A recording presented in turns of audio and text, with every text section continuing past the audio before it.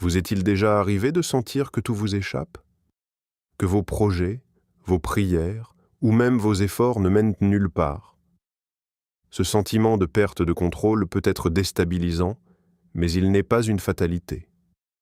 Dans cette vidéo, nous allons découvrir comment transformer ces moments d'incertitude en force spirituelle, en faisant confiance au timing parfait d'Allah.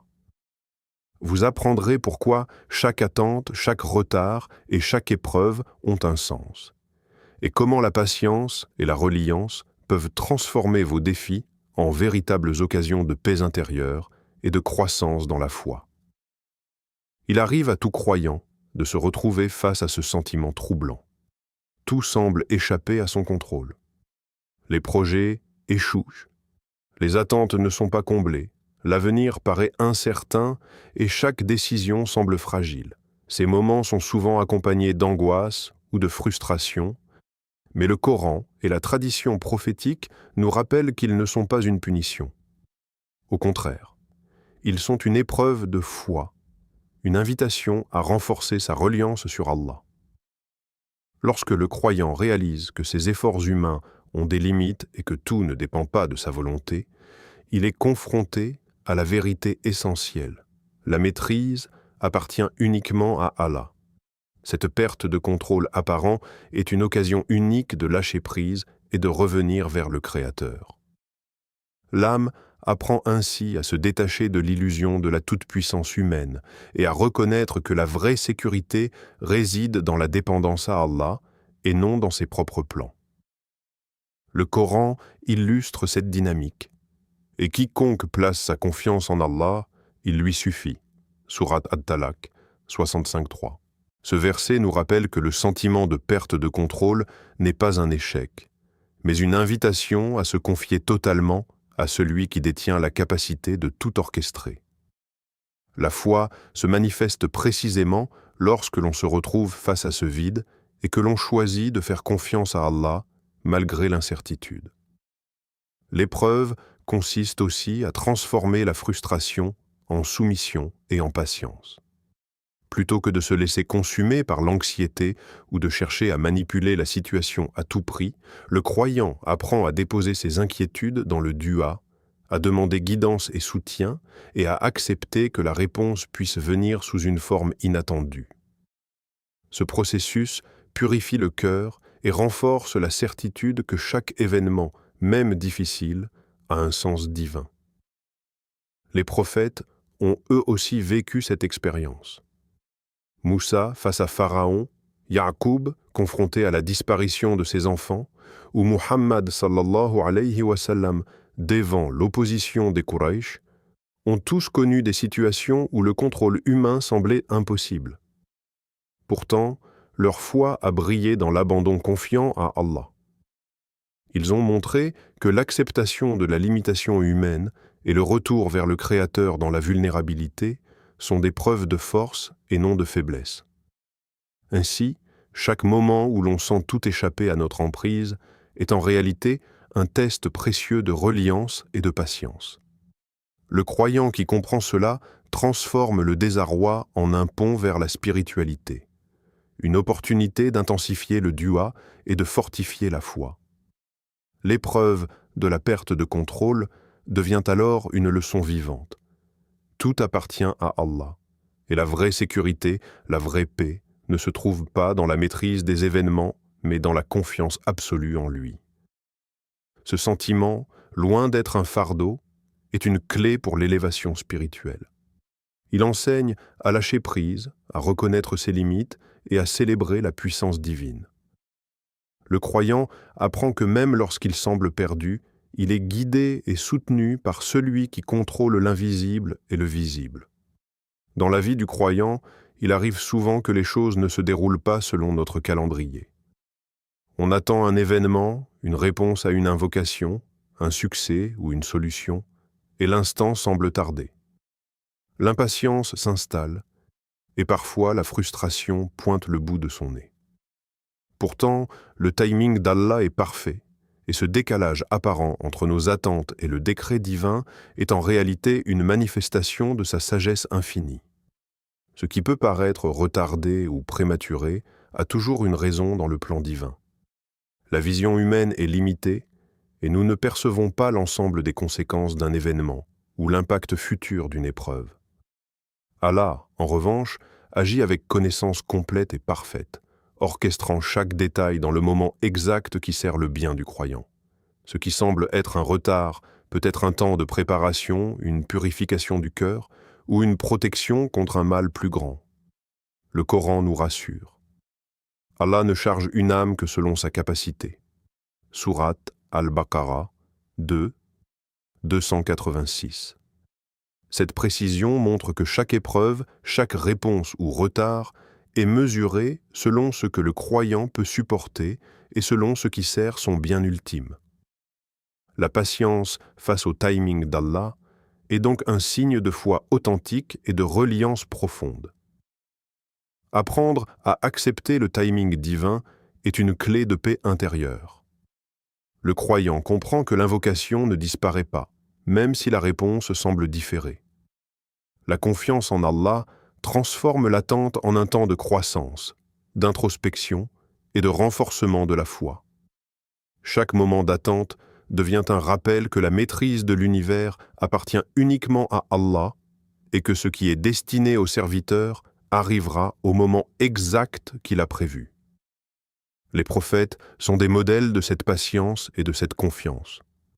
Moussa a attendu la libération de son peuple, Ya'qub a vécu des années de séparation avec ses enfants, et Muhammad, que la paix et le salut d'Allah soient mawa sur lui, et enduré la persécution des Quraysh pendant des décennies.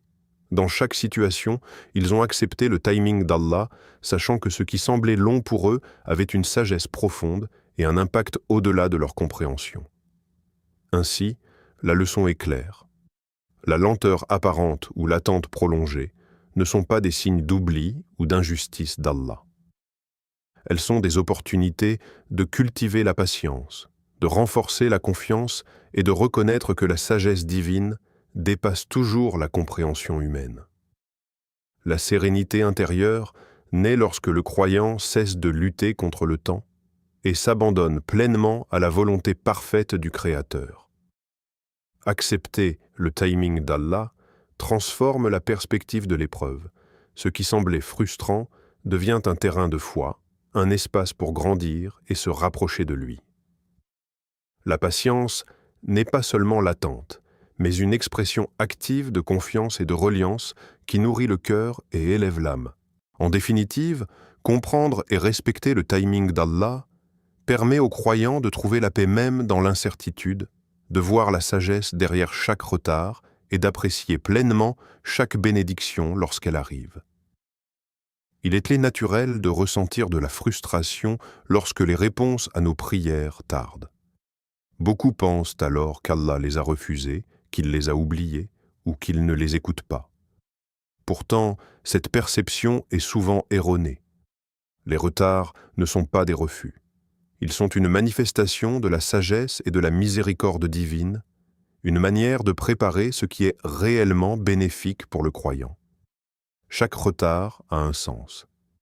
Parfois, Allah prépare les circonstances afin que la réponse à la prière arrive dans un cadre optimal. Parfois, il s'agit d'une purification du cœur. L'attente renforce la patience, développe la gratitude et purifie l'intention. D'autres fois, ce retard protège le serviteur d'un mal invisible qu'il n'aurait pas perçu autrement. Ainsi, ce qui semble être une absence ou un refus est en réalité une miséricorde déguisée. Le Coran rappelle cette sagesse. Mais peut-être que vous détestez une chose alors qu'elle est un bien pour vous, et peut-être aimez-vous une chose alors qu'elle est un mal pour vous. Allah sait, tandis que vous ne savez pas. Sourate Al-Baqarah 2, 216. Ce verset nous enseigne que notre compréhension est limitée.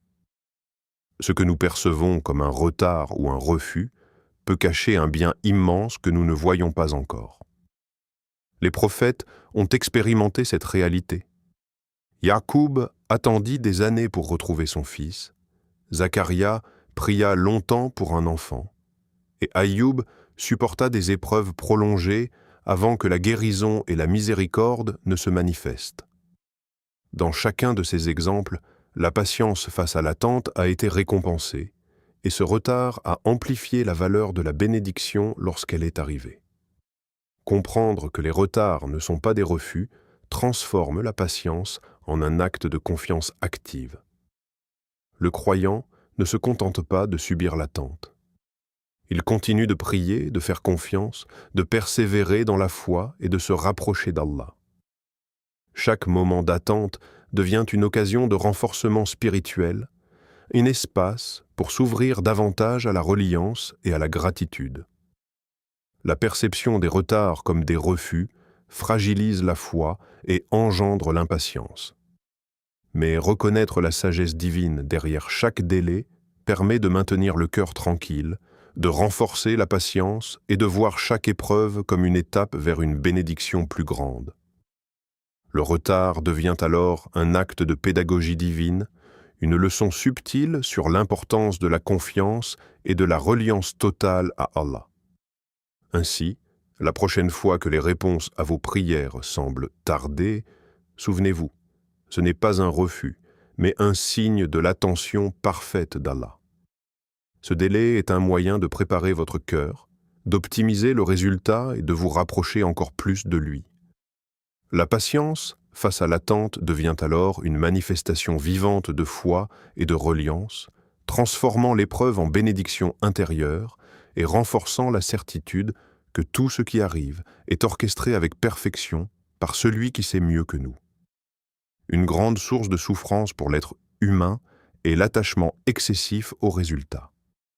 Nous investissons énergie, temps et émotion dans un projet, une relation, une réussite ou une réponse à une invocation, et lorsque le résultat tant espéré tarde ou n'arrive pas, la déception peut être profonde, parfois accablante.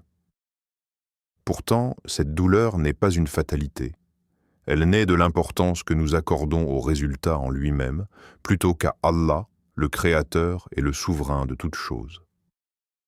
Le secret pour trouver la sérénité dans l'épreuve est simple, mais puissant. Attacher son cœur à Allah plutôt qu'au résultat. Lorsque la reliance est dirigée vers lui, le cœur reste en paix. La patience dans la foi ne se limite pas à subir silencieusement les épreuves, elle est active. Beaucoup pensent à tort que patienter signifie rester passif, attendre que les choses se résolvent d'elles-mêmes. Au contraire, la patience véritable combine effort, persévérance et reliance à Allah. Le croyant continue d'agir, de planifier, de travailler sur lui-même et sur ses projets, tout en maintenant la confiance que le résultat final est entre les mains d'Allah. Cette approche crée un équilibre subtil mais puissant. Ni précipitation, ni résignation. On agit avec diligence, mais on laisse le contrôle ultime à Allah. Ainsi, chaque action est empreinte de sens, et chaque effort devient un moyen d'expression de la foi, plutôt qu'une simple tentative de manipuler le monde ou de forcer un résultat. Le Coran souligne cette dynamique, et ceux qui patientent et mettent leur confiance en leur Seigneur. Sourate Al-Mu'minun 23, 111. Ici, la patience n'est pas synonyme de passivité. Elle est indissociable de la confiance qui guide chaque action du croyant.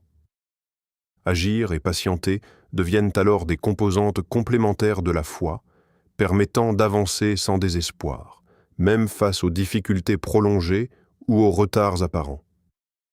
Les prophètes illustrent parfaitement ce principe. Moussa poursuivit son combat contre Pharaon tout en restant patient dans sa reliance à Allah. Ya'qub continua à prendre soin de ses enfants et à vivre sa vie malgré la douleur de la séparation, toujours patient et confiant. Muhammad, que la paix et le salut d'Allah soient sur lui, persévéra dans sa mission malgré l'opposition et la persécution des Quraysh, mêlant action, effort et patience. Leur exemple montre que la patience active n'est pas une attente passive. Elle est un mouvement conscient, guidé par la foi et la reliance. Cette patience active transforme la perception de l'épreuve. Le croyant n'est pas écrasé par les obstacles. Il agit selon sa capacité, fait preuve de persévérance et accepte ce qui échappe à son contrôle. L'attente devient un processus productif. Elle purifie le cœur, renforce la foi et enseigne que chaque résultat est lié au décret divin et non uniquement aux efforts humains. Ainsi, la patience active est un moyen d'équilibrer l'action et la reliance. Elle protège le croyant du désespoir et de la frustration, tout en lui permettant de progresser et de persévérer. Elle transforme chaque difficulté en une opportunité de croissance spirituelle, chaque retard en un terrain d'apprentissage et chaque attente en un moment de reliance et de confiance. En pratiquant cette patience, le serviteur découvre que la foi n'est pas seulement une question de croyance intérieure, mais une pratique vivante et dynamique où le cœur, l'esprit et les actions s'alignent avec la sagesse d'Allah et où chaque effort, même dans l'incertitude, est valorisé et béni. Ô Allah, toi le souverain de toutes choses, apprends-nous à te faire confiance lorsque tout semble échapper à notre contrôle. Rappelle-nous que chaque retard n'est pas un refus, mais une manifestation de ta sagesse et de ta miséricorde. Renforce notre patience active afin que nous continuions à agir avec effort et constance tout en restant sereins et confiants en toi. Aide-nous à ne pas attacher notre cœur aux résultats, mais à rester profondément attachés à toi, source de toute paix et de toute guidance. Guide nos cœurs à accepter ton timing parfait, à reconnaître la valeur de chaque épreuve et à trouver la tranquillité dans la reliance totale à toi. Purifie notre intention, purifie notre esprit et transforme nos épreuves et nos attentes en une éducation spirituelle qui nous rapproche de toi. Ô Allah, fais que notre patience et notre confiance ne faiblissent jamais et que chaque difficulté devienne un moyen de nous élever dans la foi et la reliance. Amen. Si le contenu de cette vidéo vous a été bénéfique, n'hésitez pas à soutenir la chaîne en vous abonnant, en activant la cloche pour ne rien manquer et en partageant cette connaissance avec vos proches. Votre soutien nous permet de continuer à diffuser des contenus qui nourrissent l'âme et renforcent notre communauté.